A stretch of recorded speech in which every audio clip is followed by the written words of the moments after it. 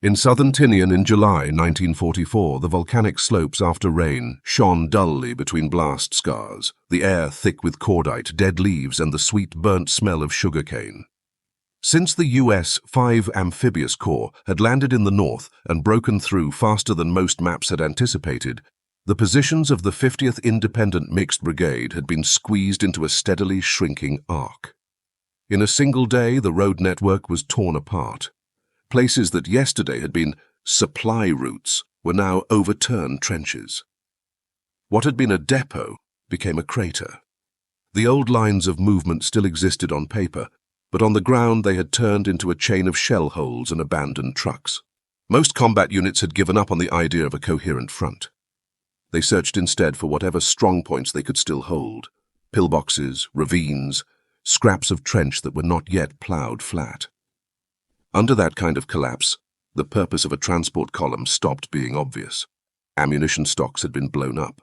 Rations had been lost or overrun. The brigade's rear services had no rear to stand on.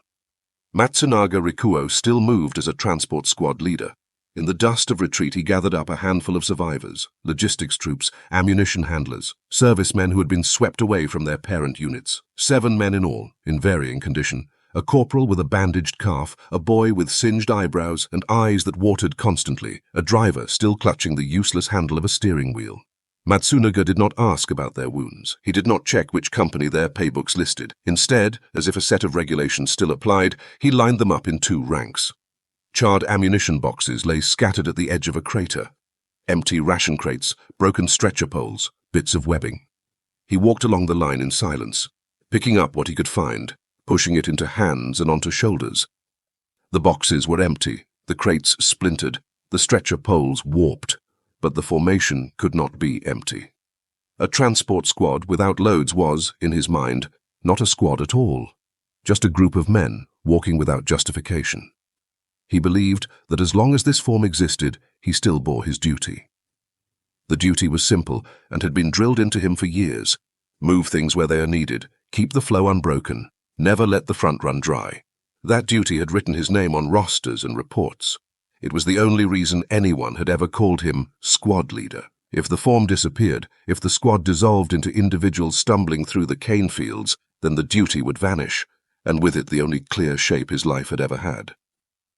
So he checked the intervals between shoulders, adjusted the straps of empty boxes, and said, almost conversationally, 2 files. Keep the spacing. Don't drift. No one argued. No one thanked him. The men simply lifted the dead weight of air-filled wood and fell into step. The first American-Japanese language broadcast came in mid-afternoon. The sound drifted over the stumps of cane from the far side of the hills, thin at first, then clearer as the wind shifted. It was a male voice, flattened by a loudspeaker, slowed by deliberate enunciation. The tone was calm. The words, once his ear caught them, were clear enough. Wounded personnel could follow illuminated corridors to aid stations. Surrender would be processed according to regulations. Those who laid down arms would receive food and treatment. It repeated in short cycles, changing only the direction and landmark names: North Gully, Western Slope, shoreline where small boats waited. Many stragglers would take this as a signpost. They would mark the valley the sound came from, the pauses, the mention of lighting and safe route, and try to triangulate their way toward it. For them, the broadcast meant there was at least one structure on the island that had not collapsed. Matsunaga heard the opposite.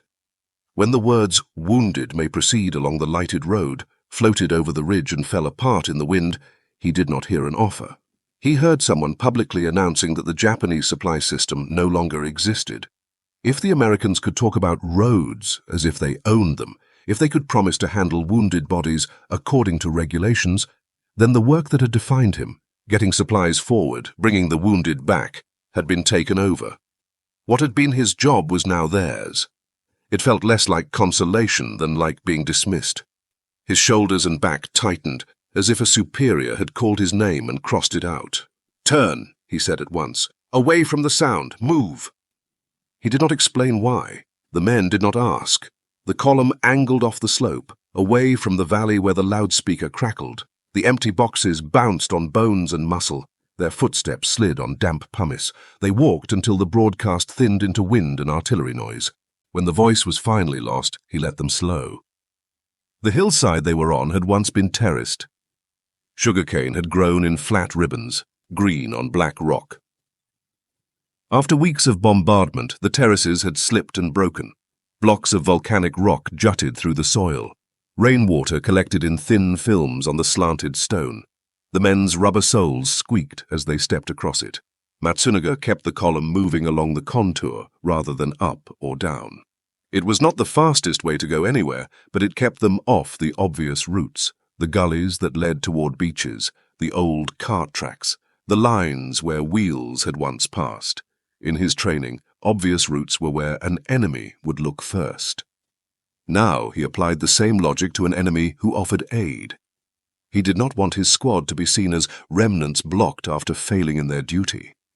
If Americans caught them head-on, moving aimlessly with empty boxes on their shoulders, what would that look like? Not a unit carrying out its task, only a failure that had kept its costume. Behind him, the youngest of the servicemen tried twice to speak. The first time his tongue stuck to his dry palate. Nothing came out. The second time he managed, "Squad leader, if we head south, maybe reach the coast." He did not finish. Matsunaga's reply was so short it wasn't quite a sentence. "Not that way." The boy swallowed his breath and said nothing more. In Matsunaga's value system, moving toward the enemy was not a tactic. It was admitting that your own rear had ceased to exist. A transport squad that walked into the enemy lines could no longer claim to serve its own army. It would become a file of prisoners, their loads replaced by numbers, their movement ordered by someone else. Better, then, to keep stepping sideways in the dark than to stride forward into a light that did not belong to them. When the first flare went up after dusk, it was almost beautiful. A tight bead of magnesium light climbed from somewhere to the south, dragging a thin rope of smoke, then blossomed under the cloud ceiling into a white lamp. The light pooled downward, flattening the shapes of rocks and cane stubble. For a brief moment, the slope looked almost clean, like a black and white photograph. On American maps, it was a simple mark: illumination, safe lane for wounded and civilians. In reality, it meant engineers had measured fields of fire, noted shell holes and obstacles, and strung their lights so anyone following them would not blunder into a live gun pit or an uncleared patch of wire. Matsunaga saw none of that. To him, the flare was a huge white eye turned outward, seeking. It lit not just the ground, but also the shame he felt at what his column had become. "Down," he hissed. The men flattened themselves against the soil, hugging their useless boxes. The magnesium drizzle threw hard-edged shadows. The grain of the earth showed clearly. So did the shrapnel scars on boulders and the furrows from tank tracks. He knew, in theory, what illumination rounds were for: to prevent friendly troops from shooting their own men in darkness, to search for infiltrators, to help stretcher parties find the wounded. But the picture that formed in his mind was different. Reconnaissance planes, map grids, flares, fire adjustment, infantry advance, each step a neat square in a sequence. If the Americans were lighting this hillside, it meant they had a reason to keep checking it. Light in his mental chain always preceded something harsher. He waited until the flare burned itself out, leaving a ghost oval of brightness behind his eyes.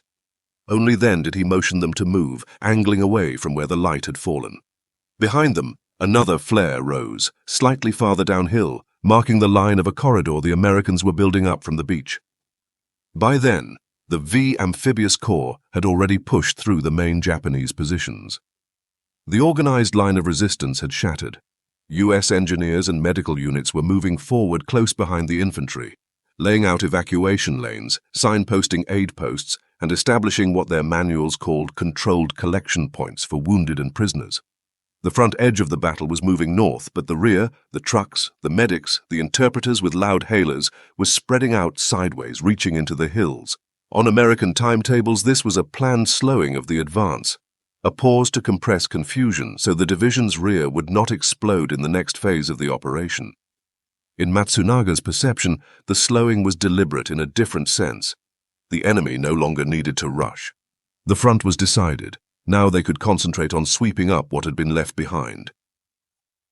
He pictured lines of search parties walking methodically across the slopes, lamps in one hand, rifles in the other, wiping out any pockets of men who, like his squad, no longer had anywhere to plug back into. The thought did not frighten him in the way artillery frightened men. It stiffened him. If he admitted that his squad had no function, he would have to admit that everything he had done since landing on Tinian, every crate he had carried, every schedule he had kept, was now without point. It was easier to believe that the enemy was hunting him specifically, as a piece of the supply apparatus, than to accept that they simply did not need him at all. So he measured every distant engine sound against that idea, and always found confirmation. By full dark, the 7 men had shrunk to 6. One of the ammunition handlers had twisted his ankle on a loose stone, then slipped again in mud that clung to his boot soles like glue. When he fell the second time, he did not get up. His breath came in shallow pulls. His leg lay at an odd angle. They tried to haul him to his feet, but he could not bear weight. "Leave me," he muttered. "Just leave me a rifle." The rifle was no longer there. It had been lost hours ago, somewhere between a burning grove and a shell crater full of rainwater. Matsunaga made a simple calculation. To carry the man would require at least 2 pairs of hands. They could improvise a sling from straps and broken stretcher parts, but it would slow the entire column to a crawl. He knew there was no rear area to deliver the man to, no hospital, no ambulance, no medic he could imagine reporting to. He could not bring himself to say, "You're no longer part of the column." Instead, he repeated the only words that fit his template. "Stay under cover. Don't move if you hear vehicles. If you hear broadcasting, ignore it." He set a box within the wounded man's reach. There was nothing in it. The gesture was absurd, but he could not walk away leaving the man's hands empty. They moved on. The night thickened, clouds lowered. At some point, the sky and ground became so alike in shade that the only things that stood out were the pale-cut faces of his men. The island's southern highlands had become a kind of maze. Burnt cane fields alternated with strips of bare rock. Old footpaths had turned into streams of mud. Craters overlapped, forming bowls in which water gathered. These bowls reflected the faintest glint of light from the sky, like blind eyes scattered through the terrain. Matsunaga's squad stumbled along contour lines, then down short slopes, then up again. The men's breathing turned ragged. Sweat soaked their shirts and then cooled into a clammy layer that made their muscles feel heavier with each step. Still, he adjusted intervals more often than he adjusted speed. "Close up," he whispered when the files stretched into a line. "Keep the distance." He kept his stride the way the manuals had taught. Steady, not too long, neither rushed nor slack. He did not notice how often he turned his head now, checking not just formation but faces. The corporal with the bandaged calf was limping more heavily. The boy's eyes were half closed. One of the older men dragged an empty crate in one hand because his shoulder could no longer stand the weight. The crate bounced dully on the rock. Every so often he took out the folded map he had carried since the first week of the campaign. The paper was damp and soft at the creases. Once, the map had shown every road and track on Tinian, from sugarcane loading docks to the smallest farm lane. It still showed them, embedded in its fibers in clean printed lines. Supply dumps, ammunition points, field kitchens, temporary depots. Little circles were labelled Regimental Train, Brigade Transport Park. In reality, most of those circles had already been burned or occupied. Matsunaga knew that. He had glimpsed some of them himself. A depot replaced by charred trucks, a temporary warehouse turned into a pile of sheet metal and smoke. Yet each time he unfolded the paper, he set his pencil on it and drew fresh lines linking unreal points together. He traced alternate routes around destroyed junctions, sketched new arrows across blank areas where the map had not bothered to mark footpaths. The act of drawing substituted for the act of delivering. If he could still design a route, then route still existed as a concept, and so, by extension, did transport squad leader. Behind him, the men watched without comment. Their lungs hurt too much for talk. They knew as well as he did that no box on their shoulders would ever reach a front line again. But they also knew that the sight of their squad leader bent over a map, pencil moving, was a sight they could inhabit. In a landscape where most structures had collapsed, even a structure that only lived on paper was easier to accept than none at all. Later that night, more engine noise reached them. It was not the high crack of tank tracks, but a lower continuous growl. Lights did not flash. The vehicles moved slowly, as if feeling their way along a track that had not existed the month before. It was, in fact, a convoy of American engineers and medics bringing up water, stretchers, and portable lamps to extend the evacuation corridors into the hills. Matsunaga only heard the rhythm, the steady climb of an engine under load, the brief pause as gears changed, the constant undertone of tires on rough ground. The regularity made his skin crawl. It was too smooth to be random, too stable to be an accident. Anything that orderly must, in his mind, be part of a net. "Off the ridge," he ordered. "Down. Away from that line." They dropped into deeper shadow, scrambling over rocks and roots that offered no purchase. The youngest man slipped again and cut his palm. The smell of blood joined the damp and the cordite. When they reached a shallow draw that muted the engine sound, Matsunaga halted and signaled them to ground. Faces pressed into the earth. The men lay like spent cartridges on a range. For a few minutes, nothing moved but their ribs. By the time the first hints of dawn reached the eastern sky, their world had shrunk to a few immediate needs: feet, throat, breath. Thirst turned their tongues stiff. Their eyes watered from smoke and lack of sleep. Even Matsunaga's sense of direction had blurred. He could have pointed toward the sea or the Japanese mainline with equal uncertainty. They smelled water before they saw it. A sheen of standing rain filled a shallow depression between rocks. It was dirty, streaked with ash. The boy reached it first and dropped to his knees. Matsunaga did not stop him. They drank, cupping gritty liquid in their hands. It tasted of stone and burned vegetation, but it cooled the back of the throat. For a moment they were only bodies refilling themselves. When they rose again, the light had strengthened enough to give contours to the valley below, and there, in that soft light, they saw it, an American aid point. From their angle, it was nothing more than a pale rectangle on the slope. A flat area where canvas and cloth had been stretched between poles and attached to vehicles. Strips of white cloth marked its edges. Figures moved within it, not in bursts, but in a steady to and fro. A jeep stood parked with its hood down. Boxes were stacked, but not chaotically. They formed tidy rows. They watched, caught between exhaustion and something else. A small group appeared from the left. 2 American medics, a Chamorro villager, and between them on a stretcher, a Japanese soldier in a torn field jacket. His left shoulder was wrapped in thick bandages. They set the stretcher down, eased him onto a blanket, handed him a canteen, waited for him to drink, then lifted him again and carried him out of sight. The actions were simple. They did not hurry. No rifles were pointed at the wounded man. No boots kicked him. He was not being shouted at. He was being moved from one point to another within a system that had room for him. For Matsunaga, the scene was harder to endure than artillery. He recognized the routine too clearly. 2 men lifting weight in unison, a load placed where others could work on it, one pair of hands passing a body to the next link in a chain. That was what a transport squad was supposed to do: take something entrusted to them and deliver it, intact, to where it was needed. Only here, the chain belonged to the enemy, and what was being delivered was not ammunition or rations, but people like him. "Iko, move," he said abruptly. He signaled the column back into shadow, away from the lip of the draw. The glimpse of American order vanished as they stepped behind rock and bush. No one protested. One of the older men looked back once, then lowered his gaze. By late afternoon, the squad was down to 5. They had left the twisted ankle man on the slope. The boy's steps dragged more with every hour. Another man had started coughing deep in his chest, a wet noise that made his whole frame shake. Each time they halted, it took longer to get everyone upright. Matsunaga's grip on his roll had not loosened, but it had changed shape. He still looked at their interval first, but when he checked it now, he could not help seeing the sag in shoulders and knees. At one short halt, the youngest stumbled again. This time he did not catch himself. His empty box slid off, bumping down the rock and coming to rest against a clump of grass.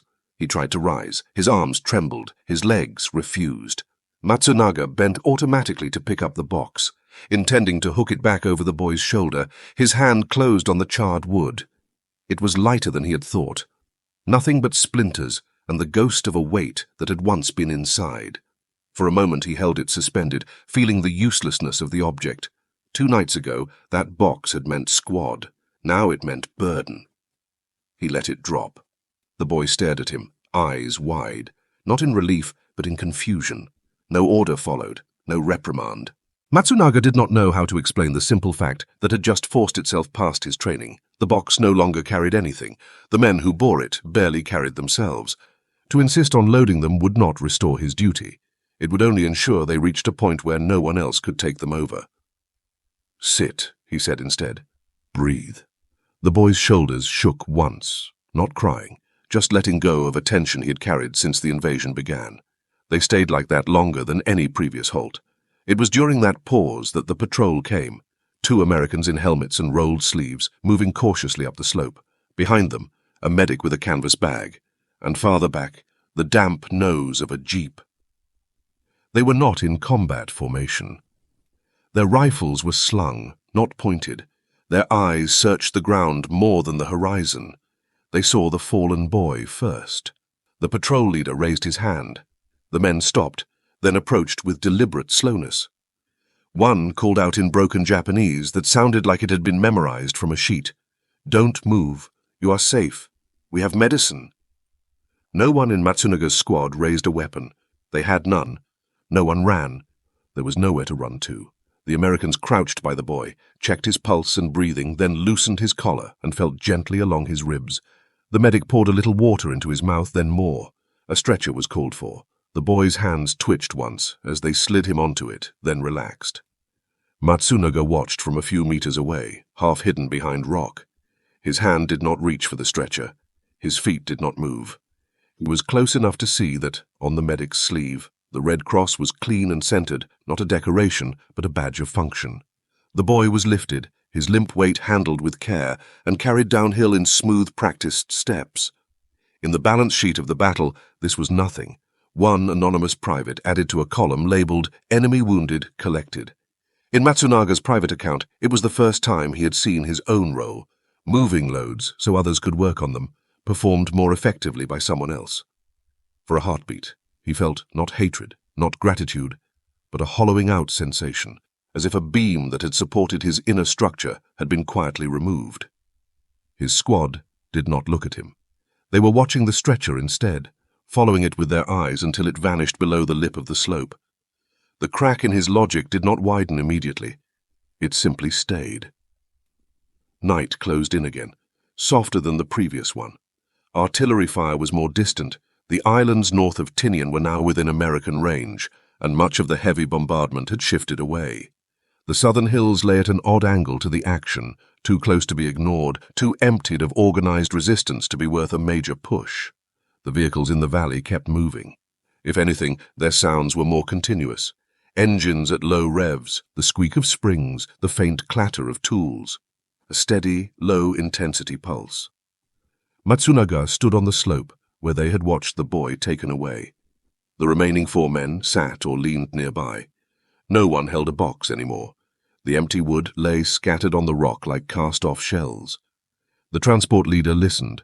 He heard for the first time that the American engines were not surging forward and stopping in lunges as an assault might. They were cycling. Out back, out back. The gears changed at the same points on the slope each time. Occasionally he could hear voices, orders called in English, answered without rush. In earlier hours he had called this pattern a net. Now, standing in the dark with nothing left to balance on his shoulders, he realized that what he was hearing was closer to what his own manuals had once demanded of him, a transport loop, a route used repeatedly enough to wear grooves into rock. He stepped a little way down the slope to where the ground grew smoother. There, under his boots, he found the physical proof of what his ears had already guessed. Twin tracks, worn into the stone and soil by constant passage. The edges were clean. In some places, gravel had been pushed aside into low ridges. The path curved gently, avoiding large boulders and sudden drops. It did exactly what a good supply route should do. His fingers brushed the compressed soil in the tire prints. It crumbled a little, then settled back, compact and dependable. His own route of the last 2 days had done nothing like this. It had made no mark except for a few scuffed stones and smears of mud where men had fallen. It had not brought ammunition forward or carried wounded back. It had not even led his little column toward food or water. It had been a line drawn only inside his skull, justified by a rank that no longer carried any tasks the world would recognize. The realization did not produce instant confession or tears. It simply robbed his feet of reasons to keep going in the same direction. He climbed back up to the others and sat, for the first time, without any crate under him or on him. The night air cooled the sweat in his hair. Somewhere below, a jeep turned, gears grinding softly, then went on. Dawn on the second day was slow and grey. The clouds that had hung heavy over the sea finally thinned enough for the light to filter through in streaks. The air smelled less of burning and more of wet earth and cane. In that half-light, the outlines of men softened. The 4 survivors of the squad, when they woke and shifted, looked more like farmers resting on a hillside than soldiers in retreat. No one stood to attention. No one automatically moved to grab for a box. Matsunaga's hand, when it reached out, did not lift wood. He touched one crate, felt the damp grain, and let his hand fall away. The box lay on its side, half a symbol, half trash. "Drink what you have left," he said quietly. They uncapped what remained in their canteens. The water was warm and scant, but it cleared their tongues. They did not ask where to now. The question had no shape yet. Below them, in the valley, the day shift of the American rear had already begun. Engines changed note, someone hammered in a stake. A line of vehicles moved along the worn track at a walking pace. No flares burned, no broadcasts blared. The work now was continuous rather than dramatic. Matsunaga watched the path where the boy's stretcher had gone and saw in the new light the way it fed into larger lines, from slope to valley, from valley to a point where tents stood, from those tents to the road that led to the beachhead, each step accounted for, each phase connected to the next. He stood. "Get your things," he said, and then, after a pause long enough that they raised their heads in surprise, "Leave the boxes." They moved slowly, picking up the few personal items they still had. Mess tins, canteens, torn packs. The empty crates stayed scattered on the rock behind them, their angles catching the sun. They descended the slope without formation. Sometimes they walked in single file because the ground demanded it. Sometimes they spread out because their knees would not keep the same rhythm. Matsunaga did not adjust the gaps. He did not call them back into 2 tidy ranks. He walked at the front, but not far ahead. His pace was steady, not because a manual told him so, but because the terrain now allowed it and the men behind him could match it. He watched the track, not the spacing. As they neared the bottom of the slope, the smell of engine oil, boiled disinfectant, and trampled earth thickened. The sounds became clearer, voices, clatter of tin, faint cartoon music leaking from a radio somewhere. Human noise, not the anonymous crash of shells. A patrol met them before they reached the main aid point. 3 American soldiers with rifles at the ready but not yet aimed. They halted at a safe distance and called out, again in halting Japanese, for the newcomers to stop and raise their hands. Matsunaga lifted his hands slowly. His fingers were stiff. The men behind him did the same. The Americans approached in stages, as their training dictated. First securing weapons, which there were none of, then checking for grenades, then gesturing them toward the open space marked off by white cloth and rope. No one struck them. No one shoved them into line with the butt of a gun. They were directed rather than driven. At the edge of the collection point, a folding table had been set up. Behind it sat a clerk with a clipboard and a Japanese-American interpreter. The interpreter asked their names, units, ages, wounds.